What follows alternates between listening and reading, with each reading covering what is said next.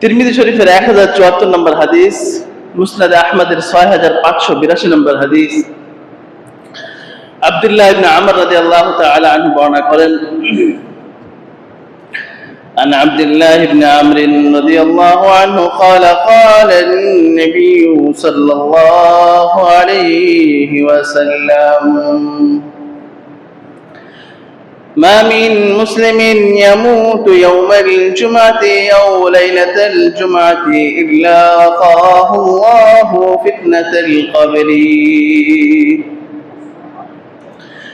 সাহাবী আব্দুল্লাহ ইবনে আমর রাদিয়াল্লাহু তাআলা আনহু বিশ্বনবী রাহমাতুল লিল আলামিন সাল্লাল্লাহু আলাইহি ওয়াসাল্লাম থেকে হাদিস বর্ণনা করেন, মা মিন মুসলিমিন ইয়ামুতু ইয়াওমাল জুমআতি আও লাইলাতাল জুমআতি, যদি কোন মুসলমান বান্দা জুমার দিন রাত্রে অথবা জুম্মার দিন, জুম্মার রাত্রে অর্থাৎ বৃহস্পতিবার দিবাগত রাত্রে অথবা জুম্মার দিন শুক্রবার দিন যদি কোন মুসলমান বান্দা মারা যায়, ইল্লা ওয়াকাহুল্লাহু ফিতনাতাল কবরি, কবরের আযাব থেকে আল্লাহ রাব্বুল আলামিন সেই মুসলমানকে হেফাজত করেন। জোরে বলেন সুবহানাল্লাহ। অন্য কোন দিন অন্য কোন সময়ের ব্যাপারে এই গ্যারান্টি দেওয়া হয় নাই, শুধুমাত্র জুম্মার রাত এবং জুম্মার দিনের ব্যাপারে সরাসরি তিরমিজি শরীফে এই হাদিসটি এসেছে। যদি কোনো ব্যক্তি জুম্মার রাত অর্থাৎ বৃহস্পতিবার দিবাগত রাত্রে বা জুম্মার দিন যদি কোনো ব্যক্তি মারা যায়, আল্লাহ রাব্বুল আলামিন আখিরাতের প্রথম ধাপ এই কবরে যদি কোনো ব্যক্তি নাজাত পেয়ে যায়, সে হাসরে ফুলসিরাতে মিজানে নাজাত পেয়ে সরাসরি জান্নাতে চলে যাবে। জোরে বলেন সুবহানাল্লাহ। আখিরাতের এই প্রথম ধাপ কবরে যে ব্যক্তিকে আল্লাহ তাআলা এই সৌভাগ্য দিবেন, যে ব্যক্তি জুম্মার দিন রাতে অথবা জুম্মার দিন শুক্রবার দিন মারা যাবে, তাকে আল্লাহ রাব্বুল আলামিন কবরের আযাব থেকে হেফাজত করবেন। জোরে বলেন সুবহানাল্লাহ। এই জন্য আমাদের অনেক বুজুর্গ আকাবির আল্লাহ ওয়ালা উলামায়ে কেরাম ওনারা দোয়া করতেন শুক্রবার রাতে অথবা শুক্রবার দিনে তাদের জন্য মৃত্যু হয়। হাদিসের যে ভাষা সেটা হলো ইল্লা ওয়াকাহুল্লাহু ফিতনাতাল কবরি, কবরের ফিতনা, কবরের পরীক্ষা, কবরের আযাব, কবরের কষ্ট থেকে আল্লাহ রাব্বুল আলামিন তাকে রক্ষা করবেন।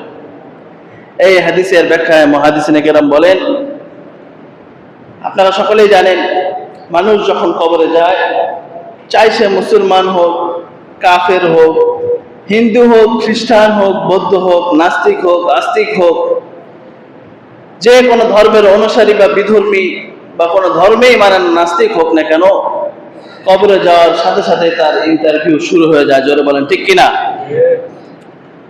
কবরে যাওয়ার সাথে সাথে ফেরেশতা এসে তাকে তিনটা প্রশ্ন করে, মা রব্বুক, তোমার রব কে, মা দীনুক, তোমার দিন কি, মান হাযা আর-রাজুলুল্লাযী বু'িথা ফীকুম,